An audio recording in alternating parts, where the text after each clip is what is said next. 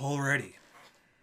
So I've been alluding to this a lot in the last couple of videos, but what's going to happen is we are going to run a Webpack instance in the same process as our server using the Webpack Webpack Dev middleware.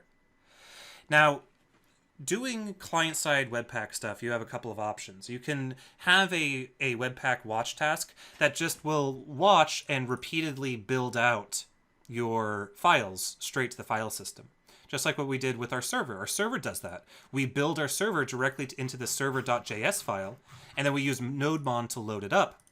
But that, unfortunately, doesn't have as many features as I would like. First of all, it doesn't block requests if the build hasn't finished yet. Let's say we have a huge application, and every change requires, every time we save a file, it requires 1 second to build our application. If we went back to our page and hit the refresh button, and it hadn't finished building out into this folder, we would get the old version of what was ever built out to that folder, and I find that obnoxious. That is really painful to work with when you're using a transpilation step. So to prevent that, you have two options. You can use the Webpack Dev Server or the Webpack Hot middleware. The Webpack Dev Server is this integrated server thingy that runs Webpack inside of it, and it prevents you from, it fixes that problem to where it builds its stuff and it serves out your assets on its own magical server thingy. But if you rebuild something and then you request that something again, it won't let the request come in until the build is finished. And that's the behavior that we want and the behavior we expect. It also provides hot module replacement, which we're going to see not only how we can replace, during runtime, replace our styles, but also replace our scripts. And that's amazing. And that comes with the Webpack Dev Server. The problem is when you have the Dev Webpack Server, things get a little funky when you're also writing your own node server. So we have our own node server right here in our source server, server.js. But when you have to get your assets out of a dev-only server, and then you have to put in a bunch of flags to say, okay, make sure the dev server is running, what port is it on, I don't know, something, make sure if we're in production do that, if we're in development do that, and so on. Bunch of if statements. You could also do this weird reverse proxy thing with it, and it just, honestly, it confuses me. And because of that and for other reasons, I prefer to use the hot middleware. And the hot middleware does the exact same thing as the Webpack Dev Server does, except it does it in our own process, using our existing port.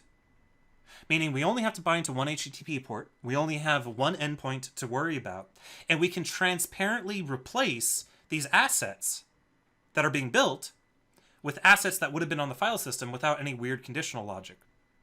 So that's why I prefer that. And so as a result, the server.js is going to be responsible for compiling our client. So let's see how we can do that. Remember, our production setup is already perfectly fine. We could, our prod setup for the client and for the server will work beautifully. This is only for development. So let's come over here and let's start off by requiring in a new module. So npm install webpack dev middleware save dev. So it's webpack-dev-middleware that I'm doing a save dev. Now, it's important to note, Webpack Dev Middleware and the Webpack Dev Server are for development only. Please do not use these in production. Bad things will happen. All right, we have that. So now, let's go ahead and write in our middleware. We're actually, the Webpack Dev Middleware is literally middleware that we can use in Express. So how do we know if we should be using Webpack Dev Middleware? Well, remember how in my gulp file, I set this environment variable called useWebpack. So we're going to sniff out that environment variable, and if it's true, we're going to use the hot middleware. So I'm going to say if process.env.useWebpack equals true, then set up our middleware. So I'm going to say var webpack middleware equals require webpack dev middleware. So I'm only requiring this package in if we are going to use it. That's why I'm using a require statement here and I'm not using an import statement here. I can't have import statements down here. Then we also need an instance of Webpack. So Webpack equals require Webpack. And we also need our client configuration. So client config equals require webpack.client.js, or not .js, just webpack.client. Now let's create our Webpack compiler. So const compiler equals Webpack client config. Again, this is the same stuff that we did before, just a little different. Then I'm going to say app.use Webpack middleware. And Webpack middleware wants two parameters. The first parameter is the Webpack compiler that's been configured. So we pass in compiler as the first parameter. Second parameter is a set of options. And we just pass that in there. And for the options, I first need to specify the public path. So I'm going to say public path / build. And that public path is going to tell the Webpack dev middleware where it needs to mount to, quote unquote, where it needs to intercept the requests. And then I'm going to say, for the other options, I'm going to say stats. Now stats, the stats object determines or configures how I want this to output to the console. I want to strip this down a little bit. I first want to say colors is true. I want to say chunks is false. Assets is false. Timings is false. Modules is false. Hash is false. And version is false.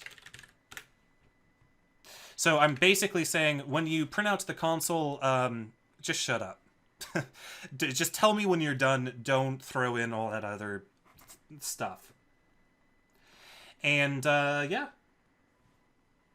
That should be about it, but I want to do one more thing. I want to come up here to the top, and I'm going to import chalk from chalk. And then I'm going to scroll down. And after we do the app.use, I'm going to say console log chalk.bgred using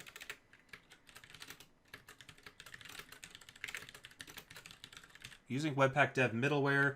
This is for dev only. So make sure that we print out something in case somebody decided to push this to production with that configuration value set or something. But yeah. So let's go ahead and see what happens when we start the server. So I'm going to do gulp dev, which again will build the server, watch the server, and throw a bunch of errors, saying things like, cannot find webpack.client. And the reason it can't find webpack.client is because, the pathing is wrong. Remember, we're in source server server.js. Webpack client is actually up one directory, two directories. All right, close. Cannot resolve Webpack dev middleware. Looks like I forgot an E. Forgot an E there too. All right, dev server built. Check that out using Webpack dev middleware. This is for dev only. And then check that out. Bundle is now valid. That means it worked. It built. It's working. So how do we see it working? Well, let's go ahead and grab our Chrome window, which ran off to another monitor somewhere. And let's inspect this a little bit. Let's go to public application.js. Or whoops, build application.js. And check this out. Now you might be saying, well, that's not really impressive. You already had a production build application.js in that folder. Well, look closely. What do you see? You see the development application.js because we're using the eval source maps.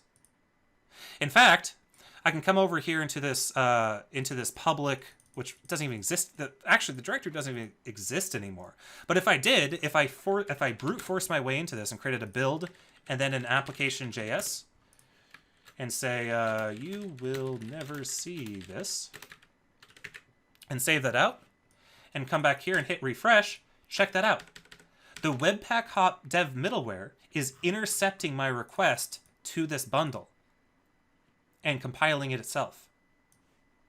But if I did something like bled.css, let's do something horrible. Background is red, color is yellow. Oh, wow. I cringe thinking about that. And come over here and try to get into bled.css.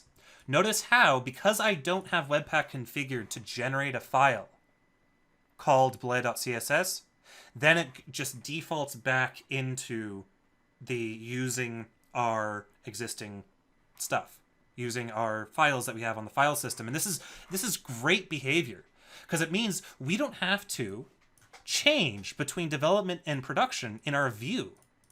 Because in development, when we have the dev middleware running, our build vendor is coming from the dev middleware, and our build application is as well. But when we're in production and we don't have those things running, but those files exist because we did a prod build, then we'll get those files. So it's a very, very, very easy way to do this. I say easy in that it turns out really well. I'm not necessarily saying that all this configuration is particularly straightforward, because it's not. That's, kind of why I'm here, trying to make it as straightforward as possible. But you get the idea. Once you get it running, it's a beautiful thing. And you know what else makes it awesome? So let's check this out. Let's come over here. Here's our page right here, right? Let's come into our client application SCS, and let's change our body color to white. And hit Control S. Check that out on the left. Bundle is now invalid. Bundle is now valid. Come back over here. Let's hit refresh, and now it's white. So it built for us. It built for us behind the scenes super fast because it's running in watch mode. And all we have to do is refresh. But what if you didn't want to refresh? Well, there's such a thing as hot module replacement. Remember, everything is a module. Your JavaScript files, your CSS files, your Sass files, everything is a module. Webpack allows you to go in and actually change a module while your page is still active. And so we want to accomplish that, but we want to accomplish that using the hot middleware. So how do we do that? Well, there are 2 steps. First step is to go into our Webpack client config. And I'm going to add an else statement here. So remember, this is in our create config method, right? And if we're in debug, so this is if we're not in debug, but if we're in debug, I want to do 2 things.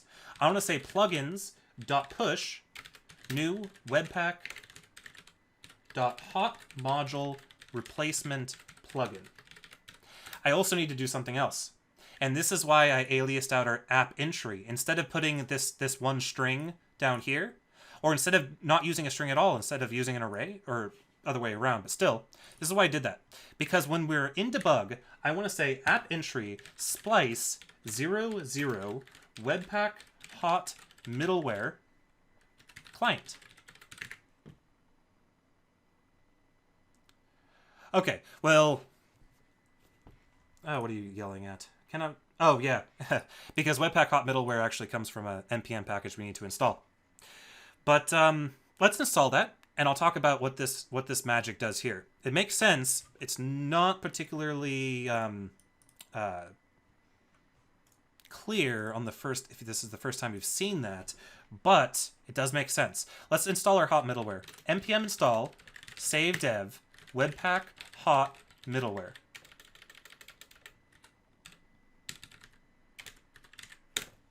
So this is a npm package, and you should start to get some hints here. So what does it mean when I have an entry point that's an array? What it means is all of those files in that array are loaded, just like what we did with our vendors, right? And what I'm doing here is I'm adding this JavaScript file. This is actually a JavaScript file, and we just got that installed over here on my other monitor. And so we can actually take a look at what that JavaScript file is by opening up our node modules, and wow, that's a lot of node modules. If you guys have time, check out what happened the other day with the left pad nonsense. That was some drama. It was fun, too. Let's find that. Okay, so we have Webpack hot middleware. And so notice that we're loading Webpack hot middleware client. So let's find that again. Webpack hot middleware client. So basically what that code is doing is it's injecting this JavaScript file into our application. So this is the client code that's responsible for handling our hot reloading of our modules. So hopefully hopefully our config is making a little bit more sense. What I'm saying is, what I want at the end of the day is I want our app entry to look like this. I want it to be an array. I want the first element of the array to be our Webpack hot middleware client, and I want the second entry of the array to be our source client application. This is what I want it to end up looking like when we're in debug. So we're going to load this in, but what's interesting is you have to make sure that your actual application entry point is the last item in this array. That's why we're splicing it to the beginning of the array. Otherwise, Webpack is not going to to automatically launch that for you. Okay, so we did that. We have that working, but we also have to make a change to our server. So let's go ahead and do that. So we go in, probably close this out because that's bugging me. Go into our source server.js. And after we use our Webpack middleware, I want to add one more piece of middleware. App use, and it's simply going to be require. Actually, I can make this code a little bit more clear. What I'm going to do is up here at the top, I'm going to add another require statement. I'm going to say Webpack hot middleware equals require Webpack hot middleware. So now we're importing this Webpack hot middleware from this module, but we have to tell our server about it. Otherwise, the client is not going to be able to connect. The server needs to be aware. So we say app.use, and then we pass in Webpack hot middleware, but it's actually a function, and the function takes in the compiler. So we're passing in our Webpack compiler into two things. We're passing it in first into our Webpack middleware, and then into our Webpack hot middleware. All right, it's really not wanting to do that, and the reason it's not is because I misspelled middleware again. It looks like I do that quite frequently. Let's fix that. Using dev middleware, this is for dev only. Package is now valid. So let's come back over here. Let's refresh. And after we refresh, let's open our console. Check that out. HMR connected. HMR stands for hot module replacement. So how can we use HMR? Well, if we come up here to client application.scss, and let's change our color to a dark color and hit Control S. And it changed.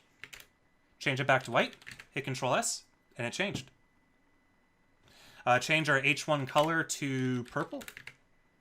And that's actually not an H1, so you get what I'm saying. If we did have an H1, it would be purple now. Just take my word for it. It's true. We can actually prove that by... this is an interesting thing. So I said Webpack hot middleware can rebuild. So notice how it's showing these console messages every time it gets an updated file. But if I change a JavaScript file, like take out removing the making the body be woe, and then take away our let's nuke our reference to jQuery and Lodash. I don't need any of that. And hit Control S. Look what happens. It says the following modules cannot be hot updated. Full reload needed. Now that's going to be what happens when we update our JavaScript. HMR does not know by default how to update our JavaScript. So we do have to actually go in and refresh. But it can. We just have to add a little bit more code. And we're going to be talking about this a lot more in a future video when we get to the point where we can start hot reloading our modules.